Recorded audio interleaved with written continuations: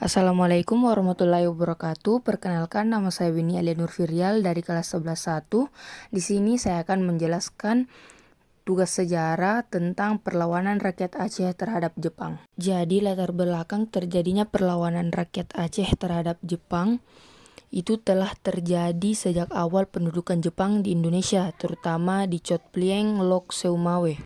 Hal yang melatar belakangi perlawanan rakyat Aceh terhadap Jepang pada tanggal 10 November tahun 1942 adalah tindakan sewenang-wenang dan tidak bermoral tentara Jepang. Satu hal yang dipaksakan adalah melakukan seikerei atau penghormatan ke arah timur yang ditujukan kepada dewa yang disembah oleh Jepang, yaitu Dewa Matahari. Perlawanan Teku Abdul Jalil. Teku Abdul Jalil adalah ulama sekaligus pemimpin pesantren yang selama masa penjajahan juga memberikan pembelajaran tentang patriotisme kepada para santrinya. Ketika Belanda menyerah pada tahun 1942, Tengku Abdul Jalil tidak mudah termakan oleh propaganda yang disebarkan oleh Jepang. Sebaliknya, ia malah semakin anti dan benci terhadap penjajah Jepang yang bersikap semena-mena dan sangat menyengsarakan rakyat. Pada Juli tahun 1942, Teku Abdul Jalil mengadakan pengajian bersama 400 pengikutnya yang sekaligus menyuarakan kritik tajam terhadap penjajahan Jepang.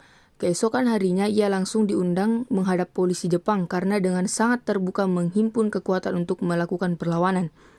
Namun undangan tersebut tidak dipenuhi, sehingga membuat hubungannya dengan Jepang semakin meruncing. Puncak perlawanan Teku Abdul Jalil adalah saat polisi Jepang bernama Hayashi datang untuk menjemput Teku Abdul Jalil di Dayah Chot Plieng. Namun Hayashi justru berakhir terluka setelah memaksa Teku Abdul Jalil untuk menghenti menyuarakan sikap perlawanan terhadap Jepang. Menanggapi hal itu, pada tanggal 7 November tahun 1942 pasukan Jepang dikerahkan untuk menangkap Teku Abdul Jalil. Teku Abdul Jalil berakhir lolos meski pesantren dan masjidnya dibakar oleh Jepang. Setelah lolos dari pertempuran pertama, Teku Abdul Jalil dan pengikutnya mundur ke Masjid Payakambok di Kecamatan Murah Mulia. Setelah 3 hari, tentara Jepang menemukannya dan kemudian terjadi pertempuran setelah sholat Jumat.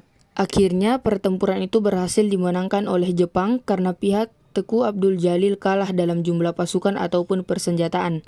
Teku Abdul Jalil sendiri gugur setelah tertembak, sementara pertempuran yang berlangsung hingga akhir November tahun 1942 memakan ratusan korban jiwa. Meski perlawanan Teku Abdul Jalil belum berhasil melemahkan kedudukan Jepang, kebencian rakyat Aceh terhadap Jepang semakin meluas. Perlawanan lain terjadi di Jangkabuya Aceh dipimpin oleh Teku Abdul Hamid Azwar. Dengan meluasnya perang ke berbagai tempat, Jepang mencari cara untuk menghentikan perlawanan Teku Abdul Hamid Azwar. Jepang menangkap semua anggota Teku Abdul Hamid Azwar yang berhasil mengakhiri perlawanan di Aceh. Jadi mungkin cukup sekian penjelasan dari saya tentang perlawanan rakyat Aceh terhadap Jepang.